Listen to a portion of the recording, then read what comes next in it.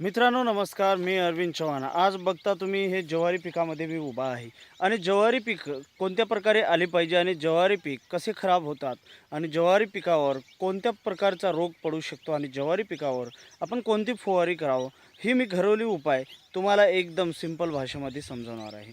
तर चला तर सगळ्यात पहिले व्हिडिओला लाईक करा आणि सबस्क्राईब करा। तर बघूया आजच्या व्हिडिओमध्ये मित्रांनो, आपण जाणून घेणार आहोत ज्वारी पिकावर रोग पडल्यावर आपल्याला काय वापरायचं आहे आणि घरेलू उपाय काय करायचे।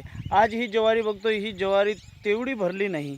आज एका ज्वारीमध्ये एका शेतामध्ये उभा राहून मी आपल्या पुढे हा व्हिडिओ बनवत आहे, जेणेकरून प्रत्येक शेतकरी बांधवांना कळालं पाहिजे की ज्वारीचे हे कंस किती भरून आले पाहिजे, परंतु या ज्वारीवर कोणत्याच प्रकारचा हा कंस दिसून येत नाही।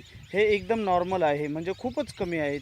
तर आपण म्हणतो ना, अनेक नेते अभिनेते प्रत्येकच वापरतात की मी शेतकरी, एका दाण्याचे 100 दाणे करणारा हा शेतकरी आहे। मग हे 100 दाणे नाही तर हे 50 दाण्यासारखंच आहे।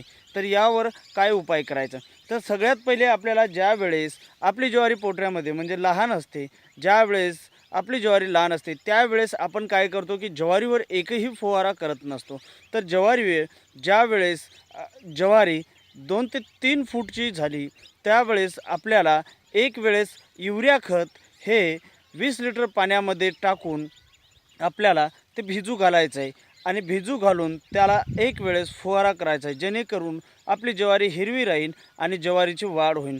त्यानंतर आपल्याला परत एकदा युरियाने 18 हे मिक्स करून जशी ज्वारी 5 फुटावर आली आणि छोटे छोटे या प्रकारचे ज्यावेळेस हे लागतील त्यावेळेस एक वेळेस अजून फवारा करायचा आहे। आणि त्यानंतर ज्यावेळेस कंस धरायला लागली त्यावेळेस आपल्याला शेवटची फवारणी म्हणजे असे 3 फवारा आपल्याला ज्वारी पिकावर करायचा आहे। त्यानंतर आपल्याला नॅनो युरिया या प्रकारचा हा जो जैविक टॉनिक औषधी आहे हे आपल्याला वापरायचं आहे। 20 लिटर पाण्यामध्ये 50 एम हे आपल्याला वापरून आपल्याला फवारा करायचा आहे, जेणेकरून आपली ज्वारी भरून येईल आणि भरभरून आपल्याला ज्वारीमध्ये वाढसुद्धा होईल, एक प्रकारचा आपल्याला ज्वारीसुद्धा होईल। आणि त्यानंतर ज्वारीतून मिळणारे जनावरांसाठी, बैलासाठी, गाईसाठी, म्हैसीसाठी हे आपल्याला चारा पण होईल। यासाठी आजच्या व्हिडिओमध्ये जर तुम्हाला माहिती सविस्तर मिळाली असेल तर नक्की चॅनलला लाईक आणि सबस्क्राईब करा। भेटूया पुढच्या व्हिडिओमध्ये, तोपर्यंत नमस्कार।